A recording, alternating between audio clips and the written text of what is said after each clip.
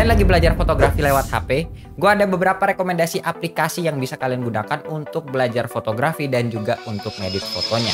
So, mari kita mulai. Nah, yang pertama itu adalah aplikasi kamera. Di sini gue merekomendasikan dua aplikasi. Yang pertama itu Varlens dan juga Relens. Varlens itu eksklusif buat iPhone dan Relens itu alternatifnya. Jadi buat di Android. Secara fitur sih mirip-mirip. Ini kayak aplikasi kamera pihak ketiga, tapi di sini kita bisa setting manual exposure. Jadi kita bisa nerapin teori segitiga exposure, kayak bisa setting ISO, shutter speed, dan juga beberapa settingan penting kayak bisa white balance dan lain sebagainya. Ya, untuk HP sebenarnya emang nggak bisa setting aperture karena emang lensa HP nggak bisa diubah-ubah. Cuman di sini ada fitur yang namanya di sini kita bisa atur ya f-nya itu jadi ke f yang paling besar. Jadi kalau bukannya besar, otomatis gambarnya lebih bokeh. Di sini kita bisa pilih lensa seolah-olah kita pakai lensa macam-macam gitu, dan efek lensanya juga banyak. Kalian bisa coba satu persatu. Dan yang kerennya adalah setelah foto kita juga masih bisa atur setting bokehnya, blurnya. Menurut gue ini aplikasi cukup mateng ya, dibikin sama si pengelolanya, ini mantep ya. Dan sebenarnya kita juga bisa color grading fotonya di sini. Cukup lengkap juga. Ya kalian bisa eksperimen lah. Dan masih banyak fitur-fitur lain kayak misal kita bisa kasih bingkai ya kan, dan bingkainya bisa kita pilih sesuaiin aja sama selera.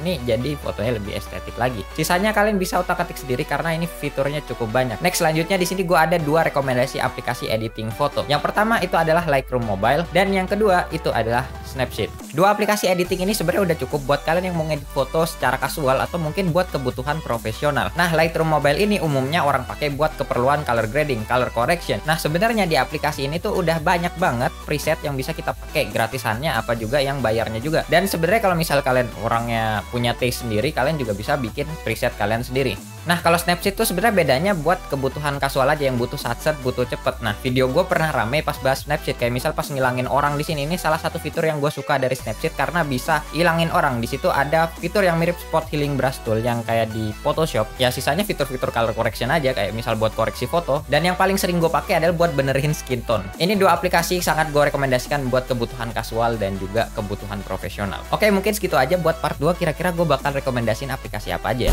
So, silakan dicoba.